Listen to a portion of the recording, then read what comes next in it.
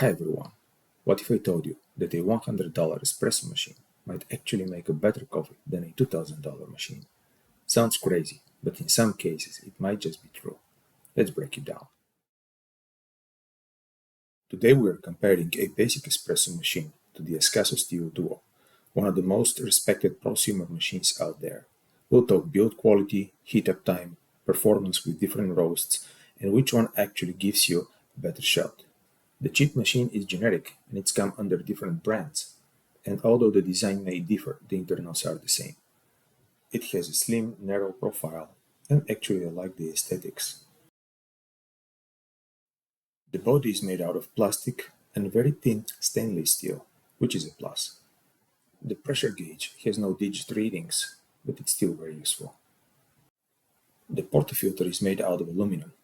Although they claim it's 51 millimeters, the machine is not compatible with other 51 millimeter portafilters because they have thicker ears. The baskets are pressurized, and the large basket accepts 10 grams of coffee.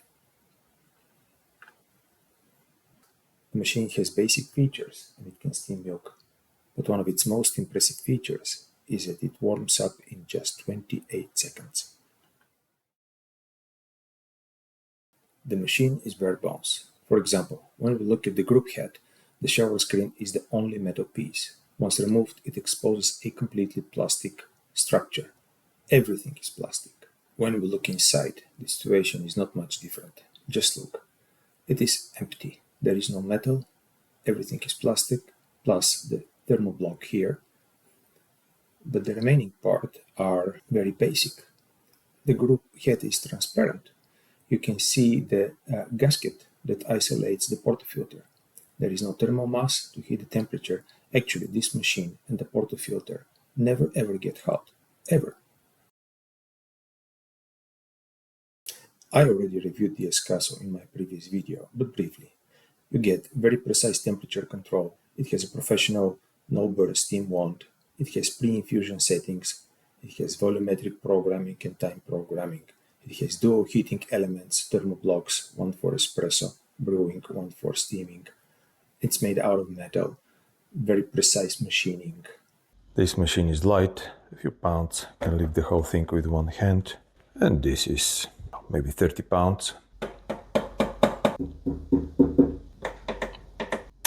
Solid metal clicks.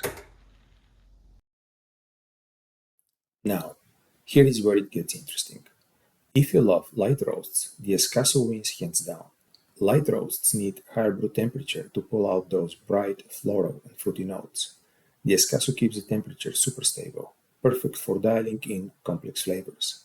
But if you like dark roasts, the cheaper machine might actually be better. Why? Two reasons. First, it brews at a lower temperature, which is gentler on those already intensely dark roast beans. Second, it uses a pressurized portafilter. It often is dismissed by coffee snobs, but it actually helps extract a more balanced shot with dark roasts, less brightness, smoother flavor. So, this $100 machine is so bad it is accidentally optimized for dark roasts. It's hard to believe I'm saying it, but I enjoy dark roast more from the cheap coffee machine. The espresso has an aggressive extraction, and unless I lower the pressure down to 5 or 6 bars and the temperature down to 85 centigrade, it produces over-extracted heavy shots without clear flavor.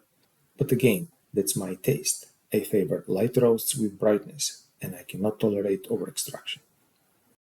This table represents the quality of the espresso shot based on my taste for the cheap machine and for the expensive machine based on the level of coffee roast. The cheap machine struggles with very light and light to medium roast. Don't even try. There is no fruity flavor, there is no brightness, none of those. Medium is so-so, but I don't recommend it. Medium to dark, it's alright. The gentle extraction starts showing here, but it really delivers good results for very, very dark roasts like French and Italian roasts. In those type of roasts, the bitterness is gone and you actually taste some sweetness and some flavors that typically are not present in light roasts. The expensive machine, on the other hand, shines for very light and medium to light roasts. It has an aggressive extraction, you can increase the pressure, you can increase the temperature, and it really manages to pull out those fruity flavors from the light roasts. For the medium roasts, it's okay. It can do a great job. It really depends on the barista. The medium to dark roasts are so-so. I don't favor it. Actually, for medium to dark roasts, both machines, in my opinion, struggle, and I recommend manual extraction or manual lever machines like the Coffee Lot Robot or some of the others. I think their strength is right here for these type of roasts.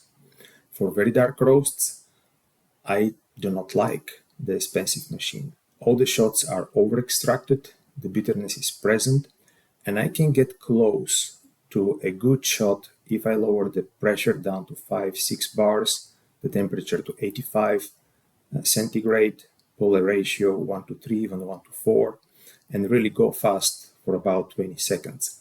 But I just don't like retuning the machine every time. At a recent hangout, a friend asked me to make them a cappuccino. I used a $100 machine with dark roasts.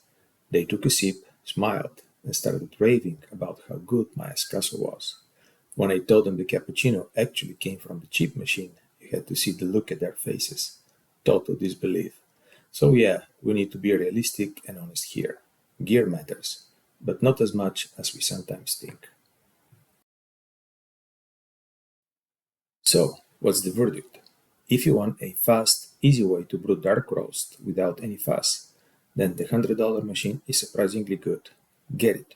Sometimes you can find deals about $40, $50 around holidays. But if you want to go into lighter roasts, dialing in flavors, and if you want to go deep into espresso culture, the Escasso Steel Duo is the absolute winner. It's worth it. Different tools for different coffee lovers. So, what's your experience? Let me know how you handle dark roasts on Prosumer machines. If you have recipes or suggestions, I'm curious to know them.